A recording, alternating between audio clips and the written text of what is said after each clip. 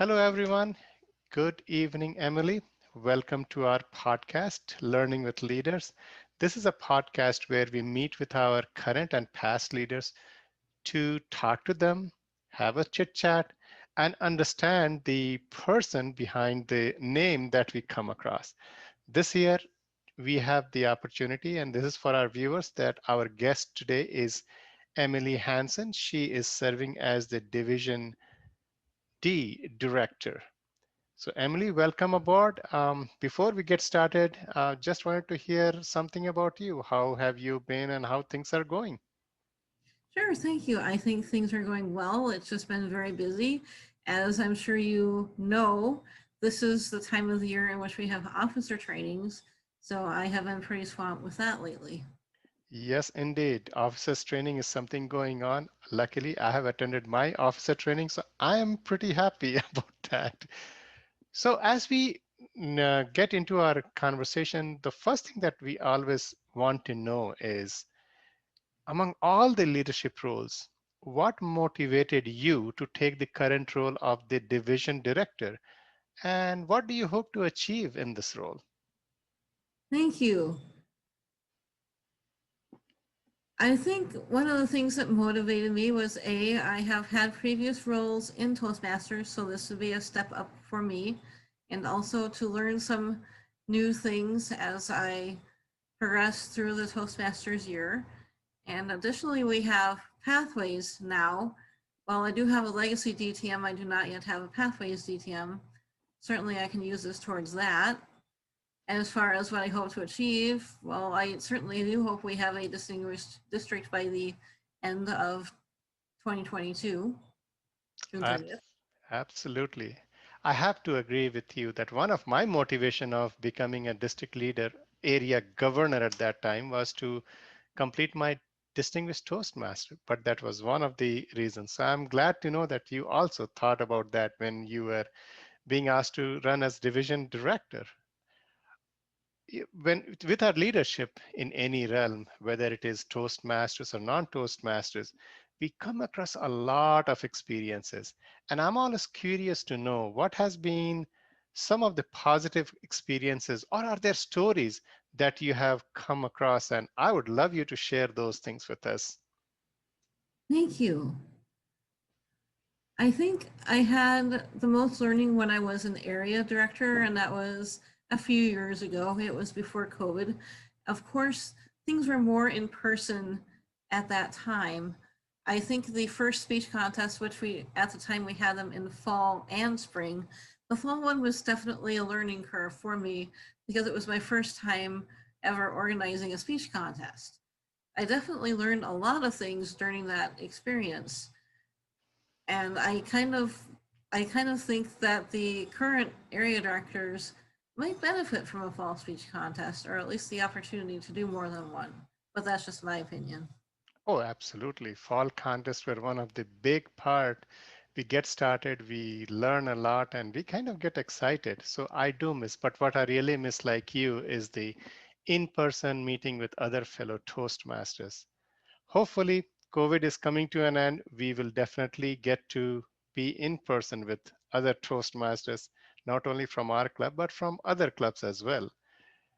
Emily, what has been some of the learning opportunities for you so far in your leadership journey? There have been so many. I think I was logistics manager twice. I'm not sure if you know that. And they weren't all the same year. I was logistics manager once, and then I was an area director. Then I was logistics manager after that. So it wasn't entirely consecutive.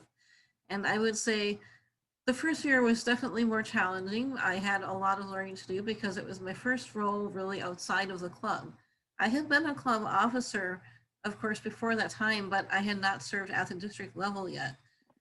And I think even just getting up in front of a large group of people and being able to talk without saying a lot of ums and ahs or forgetting your words, that was a definite learning opportunity for me.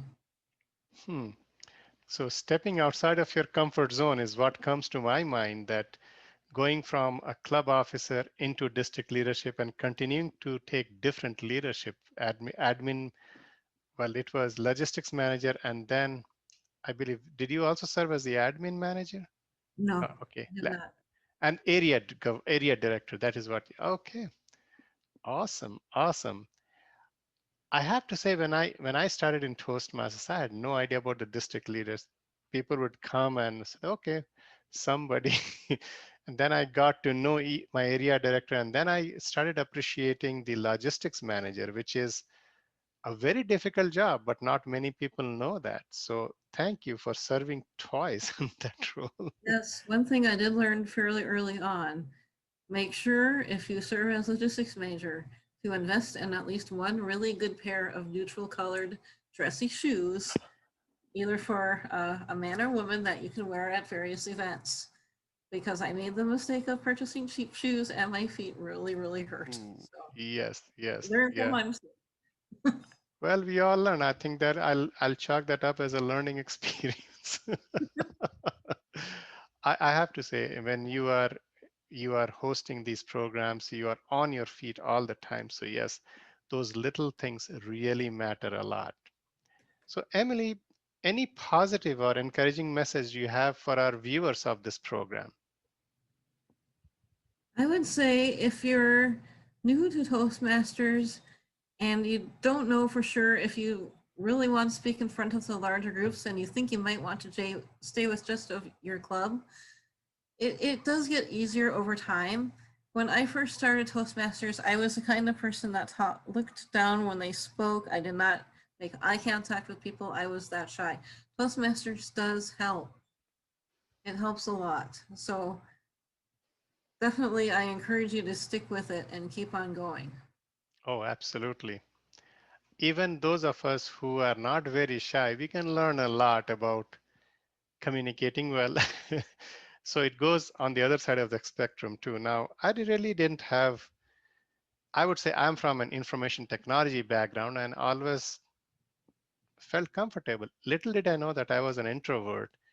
I was very comfortable with the technology, but when it came to non-technology, looking back, I thought I needed some work and I wish I had taken Toastmasters program. So yes, people who have been in Toastmasters, you don't know what kind of benefits you learn. It's not just the communication, but there are so many other benefits, including the leadership role. Emily, thank you for serving as our division director this year. I really had the opportunity to serve with you and in different years in different capacities. So I really appreciate the work you do.